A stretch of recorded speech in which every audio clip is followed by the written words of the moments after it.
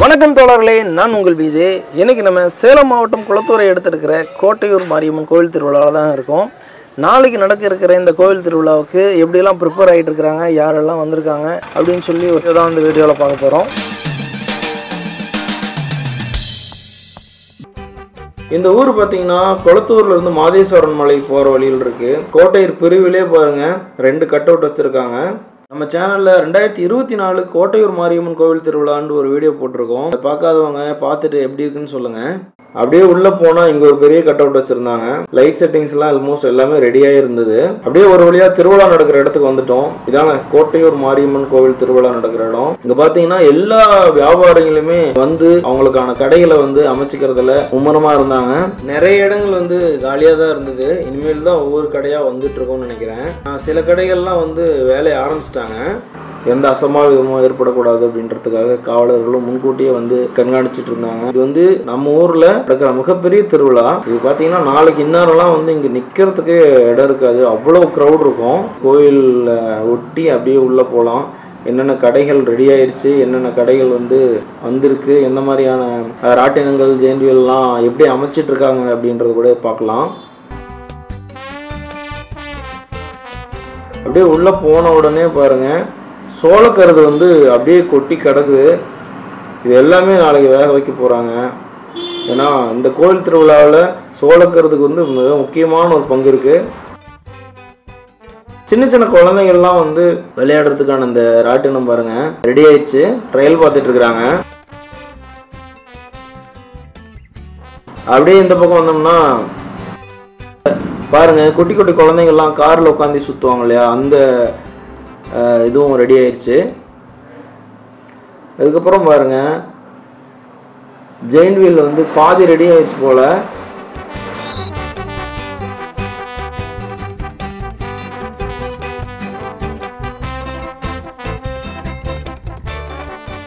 இந்த ஜெயின் வீல் அமைக்கிற தோழர்கிட்ட பேசிட்டு இருக்கும்போது கிட்டத்தட்ட 30 அடின்னு சொல்லியிருந்தாரு. இதாங்க சிலம்புன்னு சொல்கிறாங்க. அதாவது கப்பல் மாதிரி அப்படியே போவோம், லெஃப்ட் ரைட் போயிட்டுருக்கோம். அப்படியே இந்த போனோம்னா ராசாத்தி சர்க்கஸுங்க. இது பார்த்தீங்கன்னா நான் குழந்தையிலேருந்தே பார்த்துட்டு இருக்கிறேன். இந்த இடம் வந்து மாறுறதே இல்லை. இதே சர்க்கஸ் கம்பெனி தொடர்ந்து வந்துகிட்டே இருக்காங்க. இதுக்கப்புறம் பார்த்தீங்கன்னா பானிபூரி கடை, அப்பள கடை, பிளாஸ்டிக் கடை, அந்த இடம் மட்டும் மாறுறதே இல்லை. அந்தந்த இடத்துல அந்தந்த கடைகள் இருக்கும் அப்படின்னு சொல்லிட்டு நம்ம பார்த்துக்கலாம். இந்த வருஷம் இந்த கடை இந்த இடத்துல இருந்துச்சுன்னா அடுத்த வருஷமும் அதே இடத்துல தான் இருக்கு. ஒரு தோழர்கிட்ட பேசிட்டு இருக்கும்போது இந்த செட் அமைக்கும் போது அடிபடாமல் அமைக்கவே முடியாதுங்க அப்படின்னாரு. இப்பயும் பார்த்தீங்கன்னா காலில் ஒரு கொஞ்சம் லைட்டாக அடிபட்டுருச்சு, அதையும் சொல்லியிருந்தார். சின்ன வயசுல இந்த திருவிழாக்கள்லாம் போகும்போது பார்த்தீங்கன்னா இவ்வளோ கூட்டம் எங்கேருந்து வந்திருக்கும், திடீர்னு வந்து இன்னைக்கு மட்டும் இவ்வளோ க்ரௌடு எப்படி வருது, இத்தனை கடைகள்லாம் இருக்குது, இந்த கடைகள்லாம் இங்கேயே இருக்குமா அப்படிலாம் நான் சின்ன வயசில் யோசிச்சிருக்கேன்.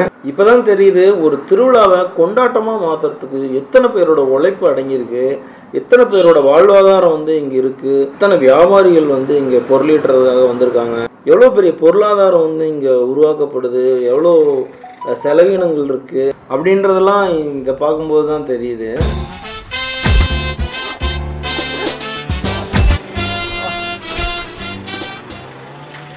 ஐயா நீங்கள் செட் பண்ணிட்டு இருக்கீங்களா? இது என்னது? கொலம்பஸ்.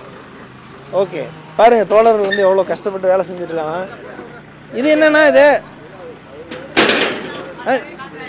ஜெயின் வீல் பாருங்க. ஜெயின் வீலு என்ன ஹைட்டுங்கண்ணா? அது என்ன ஹைட்டு? 30 அடியா? இதுலேருந்து 30 அடி. 30 ஃபீட் பாருங்க. 30 அடி ஜெயின் வீல் வந்து அமைச்சிட்டு இருக்கிறாங்க. பார்த்தீங்களா எத்தனை தோழர்கள் எவ்வளோ கஷ்டப்பட்டு வேலை செஞ்சுட்டு இருக்கிறாங்க. ஜெயின் வீல் எத்தனை பேர் போகலாம் ஒரு பொட்டியில்? ஒரு பொட்டியில் 4 பேர் போகணும். ஓகே, எவ்வளோ ஒரு பீஸ் ஒரு ஆளுக்கு? ஒரு 100 ரூபா. ஓகே, எத்தனை சுற்றுவீங்க? அது ஒரு 10 நிமிஷம். 10 நிமிஷம் தலைகீழ சுற்றுறதெல்லாம் இதில் தானே? ஆமாம், இதில் மரண பயத்தை காமிச்சு விட்ருங்க. மரண பயம் தான். அதுதான் மரண பயம். இது அதுங்களா? இது என்னதுங்க? ஒலம்பஸா? கொலம்பஸ். கொலம்பஸ்னா இப்படி இப்படி இப்படி ஆடுறது, தாளாட்டு மாதிரி, கப்பல் மாதிரி. ஓகே ஓகேங்க. அதில் ஒரு 110 பேர் போகலாம். 110 பேர் ஒரு டைமுக்கு? ஒரு டைம். சரி, இது எவ்வளோ நேரம் பண்ணிட்டு இருக்கீங்க? இது எவ்வளோ நேரம் ஆகும் ஆரம்பிச்சு முடிகிற வரணும்? 2 நாள் கண்டினியூஸ் ஆகும். கரெக்டாக ஃபிட் பண்ணிடுறீங்க, எந்த இதுவும் இல்லாமல், பிரச்சனையும் இல்லாமல்? ஒரு டைம் அப்பப்போ அடிப்படும். அப்படிங்களா? இப்போ யாருக்கும் எதுவும் அடிபடல? அடிபட்டு. ஐயோ, அடிபட்டுருச்சுங்களா? லைட்டா? அடிபடாமல் வேலை செய்ய முடியாது. செய்ய முடியாது. எப்படியா தான் எப்படியா தான் அடிபடும். கவனமாக தான் செய்யணும். மேல உட்கார்ந்துட்டு இருக்காருல அவர் எத்தனை வருஷமா வேலை செய்யறாரு? அவர் ஒரு 35 வருஷமா இருக்கிறாரு. அதான் தைரியமா உட்கார்ந்துட்டு இருக்காப்ல. மேல ஏறிட்டு போவாரு. அப்படியா? ஆமா. ரவுண்ட் அதுலயே ரவுண்ட் அடிப்பாரு. 40 வருஷம் அனுபவம். சூப்பர் ஐயா.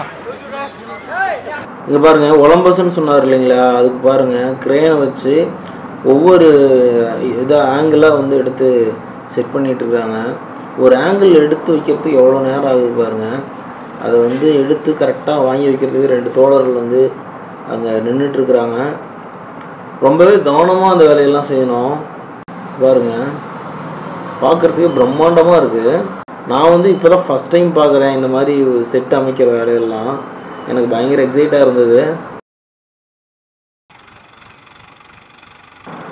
வீடியோ பார்த்துட்டு இருக்கிற தோழர்கள் வந்து இந்த ஒலம்பஸில் எத்தனை பேர் போனீங்க அப்படின்னு சொல்லிட்டு கமெண்ட்டில் சொல்லுங்கள். அதுக்கப்புறம் பாருங்கள் இங்கே வந்து இந்த குதிரைகள்லாம் போகும்ல, குதிரை பொம்மைலாம் இருக்கும், அது மேலே குழந்தைகள் அப்படி குதிச்சு குதிச்சு போகும்ல, அந்த செட்டு பண்ணிட்டு இருக்காங்க.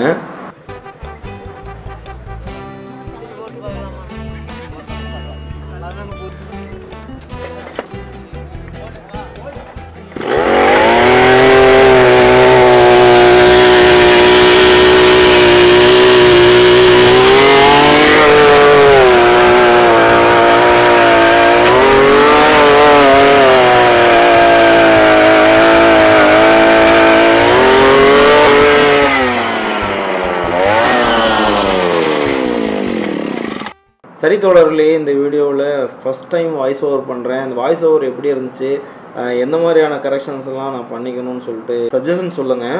அடுத்தடுத்த வீடியோக்களில் சரி பண்ணிக்கிறேன். அடுத்த வீடியோவில் ஃபங்க்ஷன் நடந்த அன்னைக்கு இருந்த க்ரௌடு, அவங்கக்கிட்ட பேசுனது எல்லாமே அப்லோட் பண்ணுறோம். ஏரியல் ஷாட்ஸ்லாம் இருக்குது, கண்டிப்பாக உங்களுக்கு பிடிக்கும்னு நினைக்கிறேன். இந்த வீடியோ பிடிச்சிருந்தா ஒரு லைக்கை போட்டுட்டு சப்ஸ்கிரைப் பண்ணிடுங்க. அடுத்த வீடியோவில் சந்திக்கலாம். நன்றி, வணக்கம்.